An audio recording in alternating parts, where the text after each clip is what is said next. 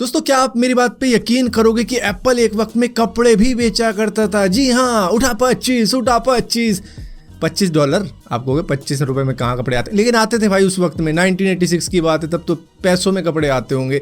तो अगर यकीन नहीं आता तो टाइम ट्रैवल करो, 1986 में चले जाओ, जब एप्पल ने अपनी क्लोथिंग लाइन लॉन्च करी थी, जिसके अंदर इनकी जैकेट भी थी कॉटन की, और पैंट भी थी, शॉर्ट्स भी थे, और इसी के साथ साथ रग्बी की जैकेट भी इन्होंने लॉन्च कर दी थी कि भैया ले लो, बेच रहे हैं हम ये। तो अब इन्होंने अपना 1985 का एक जूता भी बेचा है। उस वक्त में क्या होता था कि अपने एम्प्लॉयज़ को ना खास तरीके के कस्टम मेड स्नीकर्स दिया करते थे कि ऑफिस में आना है तो ये पहन के आना पड़ेगा आपको। मे भी शायद कोई ड्रेस कोड होता होगा एप्पल का कि भाई यही पहनना है हमारे एम्प्लॉयज़ को, तो पूरा मतलब शूज़ भी होंगे उसके अंदर। तो अब इनको बेचा गया तो ये $50,000 के अंदर सिर्फ एक जूता बिका है, मतलब एक पेयर बिका है, जिसको इंडियन करेंसी में अगर कन्वर्ट करें तो 40 लाख रुपए होते हैं।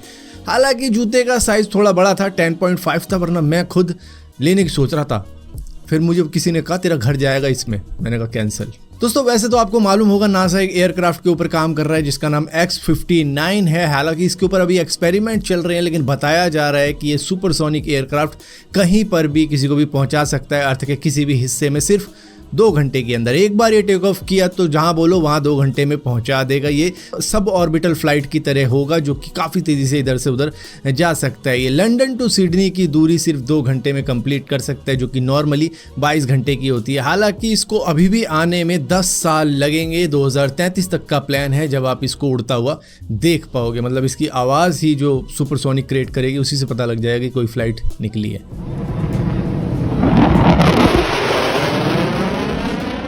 दोस्तों, अगर आप एक पीसी यूज़र हो तो आपको अब थोड़ा सा सावधान हो जाना चाहिए। इधर उधर की वेबसाइट से कुछ भी चीज़ें डाउनलोड करना अब रिस्की हो सकता है आपके लिए, क्योंकि इस वक्त में एक अकीरा नाम का मालवेयर चल रहा है, जो कि एक रैंसमवेयर भी है। वो आपके कंप्यूटर की हर एक फाइल को कुछ इस तरीके का बना देगा जो आपको समझ में नहीं आएगी कि ये कौन सा एक्सटेंशन है, क्योंकि वो खोल ही नहीं पाओगे। उसको खोलने का तरीका सिर्फ एक ही है कि आप पैसे दो और उसके बाद में इसका डिक्रिप्ट करने वाला पासवर्ड लो, और उसके बाद में ये वापस वैसी हो जाएगी जैसी थी। लेकिन वो मालवेयर जाएगा नहीं जाएगा वो पक्का नहीं कहा जा सकता। तो अगर आप इधर उधर की वेबसाइट से, टॉरेंट से कुछ भी चीज़ें डाउनलोड करते हो तो थोड़ा सोच समझ के करना, क्योंकि अकीरा आपका फकीरा बनाने को तैयार है। दोस्तों, टीचर्स की जॉब कितनी बढ़िया होती है वो मैं आपको बताना चाहूँगा। देखो, एक तो फेस्टिवल मिल जाते हैं 30, उनकी छुट्टी, ऊपर से संडे हो जाते हैं 52, उनकी छुट्टी, 12 लास्ट सैटरडे हो जाते हैं, उनकी छुट्टी, 2 महीने की छुट्टियां मिल जाती हैं, और टोटल हो जाती हैं 154 छुट्टियां। तो टोटल जाना पड़ता है इनको स्कूल सिर्फ 211 दिन, और 211 दिन में भी सिर्फ आधा दिन का ही तो जॉब होता है कि बस सुबह गए और दोपहर में वापस घर पे आ गए। तो कितनी मस्त जॉब हो गई। लेकिन कुछ टीचरों को शायद इतनी छुट्टियां भी कम लगती हैं, जिसकी वजह से वो अपने आप भी कुछ छुट्टियां ले लेते, चलो वो तो चलता है। लेकिन इस इटली की टीचर को देखो, ये 20 साल की सिक लीव ले चुकी है। आप मानोगे नहीं, इनका करियर पूरा 24 साल का था, जिसमें इन्होंने 20 साल सिर्फ छुट्टियां करी है। मतलब कुछ दिन जाती थी, उसके बाद में सिक लीव दे देती थी, कुछ दिन जाती थी, फिर सिक लीव देती थी। मतलब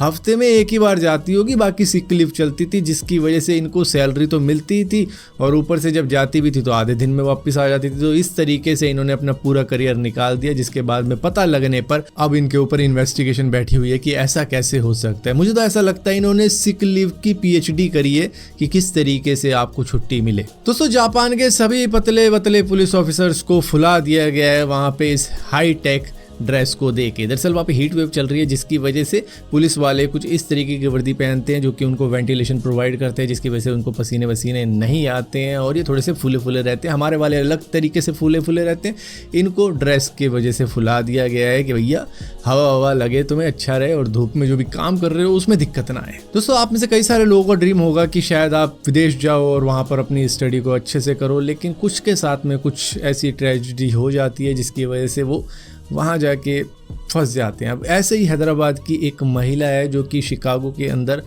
काफ़ी ज़्यादा बुरी हालत के अंदर है। तो जैसे ही उसकी वीडियो किसी ने US से वायरल करी तो मालूम चला कि भैया ये तो बेटी है मेरी, जिस बंदे ने फिर बाद में डॉक्टर S.J. शंकर से हेल्प मांगी कि मतलब हमारी कुछ हेल्प की जाए, क्योंकि इनकी इस वक्त में मेंटल कंडीशन शायद ठीक नहीं है। इनका नाम मिस ज़ैदा लुल्लू मिनहाज जैदी है, जिनको दिक्कत आ गई। मतलब पहले क्या फेस था इनका, अब क्या हो गया है, क्योंकि काफ़ी ज़्यादा दिनों से शायद भूखी थी, खाना नहीं मिलता था, तो इस वजह से इनकी हालत ऐसी हो गई। और मेंटल कंडीशन ऐसे कैसे हुई होगी वो तो कोई नहीं बता सकता, वो तो यही खुद बता सकती हैं। आपका नाम भी भूल गया। मेरा नाम मिनहाज पर वो पैरामेडिक पूरा नाम मिनहाज जैदी। उन्हें लेके गए मेरे को हॉस्पिटल वाले साथ दिए, पैरामेडिक्स वाले साथ दिए, पर वहाँ पे खून लिए तो मैं कमजोर हो गई। अब मैं आपकी हेल्प करता हूँ कैसा भी। अल्लाह आप अच्छा। और पानी पियो, खाओ आप, इंशाल्लाह इतना कुछ जो है जरिया बनाएंगे। हाँ, ये अब दाल और वो रोटी का बोलता हूँ मैं वहाँ होटल पे।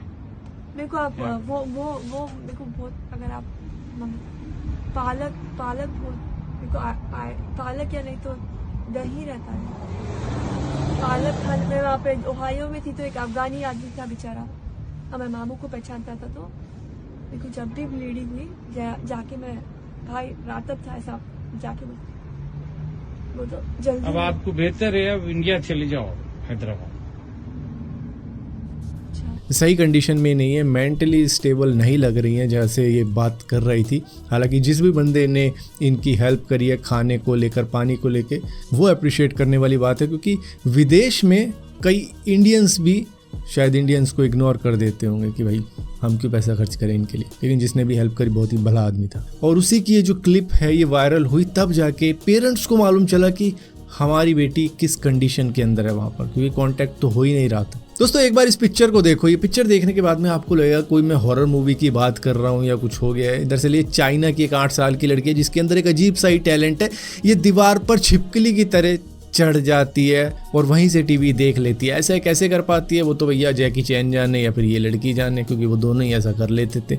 अब ये क्या है कि रिमोट लेती है और उसके बाद में पेरेंट्स कहते हैं भाई ये चैनल चेंज कर, वो ना मैं तो कार्टून लगाऊंगी, और सीधा ऊपर।